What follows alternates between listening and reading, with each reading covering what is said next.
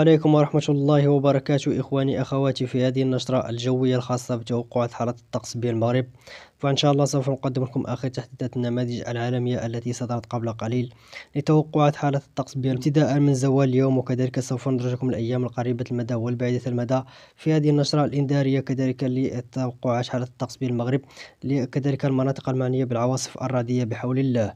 فأولا أخي أختي، إذا كنت تشاهد القناة لأول مرة فلا تبخل علينا بالاشتراك في القناة وتفعيل زر الجرس لكي يصلكم جديد فيديوهاتنا ونشراتنا بإذن الله، ولا تنسوا دعم المقطع بلايك، وشكرا لكم مسبقا. يتوقع بإذن الله بعد الزوال إن شاء الله أن تكون بعض التساقطات المطرية على الجنوب الغربي للمملكة، والمرتفعات نسبيا تبقى أمطار ضعيفة ومتفرقة، مع كذلك اقتراب عواصف رعدية نسبيا قوية على عدة مناطق من المملكة.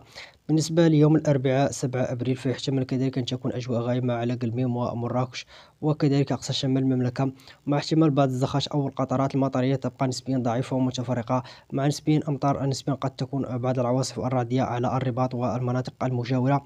بالنسبة للفترة المسائية بإذن الله فيتوقع بإذن الله ظهور عواصف رعدية نسبيا قوية على عدة مناطق من المملكة بحول الله. ستكون على المناطق يكون ظهور كذلك عواصف رعدية في المرتفعات الأطلس، وكذلك سوف نقدم لكم المناطق المعنية بهذه العواصف الرعدية نسبيا القوية. كذلك في الفترة المسائية إن شاء الله ستكون عواصف رعدية حاضرة على المناطق التباينت وكذلك بني ملال وخنيفرة وكيكو وخريبكا وطات الحاج وتازة بإذن الله، والجهة الشرقية على جرادة وربما توريت وبرد والعرائش وتطوان. بالنسبة لباقي المناطق الأخرى بإذن الله فستكون أجواء غائمة كذلك في المناطق الداخلية والجبلية بإذن الله، والشمال الشرقي والشمال الغربي للمملكة وكذلك الجنوب الغربي للمملكة.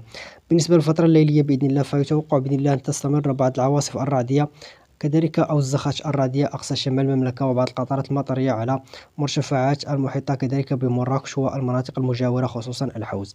بالنسبة ليوم الخميس بإذن الله فيتوقع بحول الله في الفترة الصباحية تهم بعض التساقطات المطرية على عدة مناطق من المملكة خصوصا الواجهة المتوسطية على وجدة وبلكان وكذلك الناظور والدريوش وساكا وأكنول والحسيمة وكذلك إساقن بإذن الله، وبعض العواصف الرعدية على تاونات وقرية محمد، وكذلك أمطار حاضرة على وزان وربما تكون على تطوان، وبعض الزخات المطرية على طنجة وسبتة بإذن الله.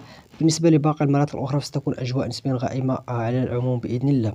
بالنسبة للفترة بعد الزوال إن شاء الله فيتوقع بإذن الله ظهور كذلك بعض العواصف الرعدية القوية على عدة مناطق من المملكة بإذن الله. ستكون على سكورة مداز وإفران والماس وخنيفرة والرماني وكذلك واتزم وخريبكا والقارة وبرشيد وكذلك زاوية الشيخ وابن ملال يمنشير وأزلال وأتبانج وكذلك وكيمدن وأمزميز، وبعض الزخات المطرية كذلك نسبيا الضعيفة على ميدل، مع تساقطات زخات رعدية قوية كذلك في هذه المناطق. وكذلك أقصى شمال المملكة ستكون أجواء غائمة مع احتمال بعض القطرات المطرية الضعيفة والمتفرقة. بالنسبة كذلك الفترة الليلية فسوف تستمر بعض الزخات المطرية على الواجهة المتوسطية الناظور والحسيمة، وكذلك تبقى نسبيا ضعيفة ومتفرقة. بالنسبة ليوم الجمعة إن شاء الله في الفترة الصباحية فيحتمل بإذن الله أن تكون أجواء غائمة في المرتفعات الريف مع احتمال بعض التساقطات المطرية. وكذلك بالنسبة للفترة المسائية فيتوقع بإذن الله ظهور عواصف رعدية قوية كذلك أو زخات رعدية قوية محليا.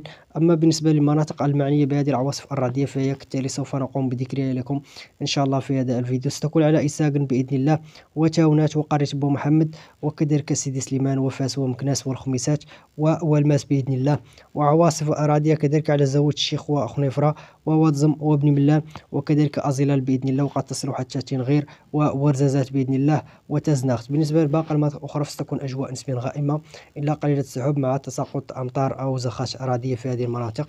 بالنسبة كذلك اليوم السبت إن شاء الله فيتوقع بحول الله استمرار بعض الزخات المطرية وأمطار الخير على هذه المناطق التي سوف نقوم بذكرها لكم في هذا الفيديو المفصل بحول الله. وستكون أمطار حاضرة إن شاء الله مع عواصف رعدية، أمطار حاضرة على وجدة وبركان والناظور والدريوش وكذلك ساكا عواصف رعدية وكذلك زخات رعدية قوية على كذلك المناطق التالية. ستكون بعض الزخات القوية على قرسيف وكذلك وتاوريج وأكنور وإساقن وكذلك تاونات وتازة وتهلا وفاس ومكناس وسكورة مداز ووطاط الحاج بإذن الله، وأمطار حاضر على إفران ووالماس وخنيفرة وزاوية الشيخ وميدلت وإملشيل بإذن الله وبني ملال وكرامة والريش. بالنسبة لباقي المناطق الأخرى فستكون أجواء نسبيا غائمة إلى قليلة السحب. كذلك الفترة المسائية فيتوقع بحول الله ظهور كذلك عواصف رعدية قوية عدة مناطق من المملكة. سوف نقوم بذكر المناطق المعنية بهذه العواصف الرعدية نسبيا القوية بحول الله أو الزخات الرعدية. أمطار حاضرة وكذلك زخات رعدية على جرادة وعاطف بإذن الله، وأوطات الحاج وكذلك بوعرفة وكذلك ميسور بإذن الله، وسكونة مداز وأمطار وعواصف رعدية كذلك حاضرة على ميدلت بإذن الله وخنيفرة، وكذلك كيكو بإذن الله والرشيدية والريش وأسول وبن ملال، وكذلك أزيلال بإذن الله. وبعض التساقطات المطرية أو الزخات الرعدية كذلك حاضرة على ورزازات وأكيمدن وقد السير وحتى تازناخت. بالنسبة لباقي المناطق الأخرى بإذن الله فستكون أجواء نسبيا غائمة مع تساقطات بعض الزخات المطرية، أحيانا تكون أراضية محليا. أما بالنسبة كذلك للفترة المسائية فيتوقع بحول الله استمرار بعض الزخات المطرية تبقى نسبيا ضعيفة، وكذلك على هذه المناطق بحول الله ستكون بعض الزخات الرعدية على وطاط الحاج وميسور وميدلت وكذلك عاطف. أما بالنسبة ليوم الأحد إن شاء الله فيتوقع في الفترة الصباحية فيحتمل ويتوقع أن تكون بعض الزخات المطرية على الشمال الشرقي وأجواء غائمة على الجزء الشمالي من المملكة. بالنسبة للفترة المسائية فسوف تكون كذلك بعض العواصف الرعدية القوية كذلك على بونان وعين الشعير بإذن الله وطاعة الحاج وميسور وكذلك كيكو بإذن الله وميدلت والرشيدية والريش، وكذلك ربما تكون بعض الزخات على تنغير وبإذن الله تباينت وإملشيل، وأمطار قوية نسبيا وزخات رعدية قوية على الريش وكذلك ميدلت والجنوب الغربي وميسور بإذن الله مع أجواء نسبيا غائمة وهبوب رياح نسبيا قوية. كذلك بالنسبة ليوم الاثنين فيتوقع بحول الله كذلك أن تكون أجواء نسبيا غائمة في المرتفعات مع احتمال بعض القطرات المطرية تبقى نسبيا ضعيفة ومتفرقة. أما بالنسبة ليوم 13 أبريل فيتوقع بإذن الله ظهور بعض الزخات المطرية كذلك المتفرقة أحيانا وأجواء غائمة أقصى شمال المملكة والشمال الشرقي والشمال الغربي للمملكة والسهول الأطلسية تبقى نسبيا أمطار كذلك حاضرة ولكن بشكل ضعيف ومتفرقة مع عواصف رعدية في المرتفعات الأطلس المتوسط والكبير بإذن الله، وكذلك الواجهة المتوسطية تبقى نسبيا أمطار وعواصف نسبيا ضعيفة ومحلية. بالنسبة كذلك اليوم الأربعاء فيتوقع أن تكون أجواء كذلك مستقرة إلى قليلة السحب في معظم مناطق المملكة، وكذلك أجواء غائمة كذلك في الواجهة المتوسطية.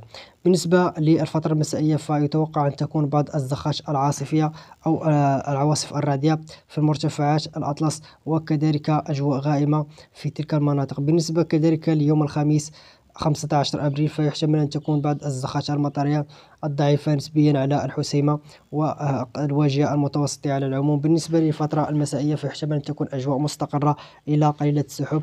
وإلى هنا انتهت نشرتنا، وإلى اللقاء في فيديو قادم إن شاء الله.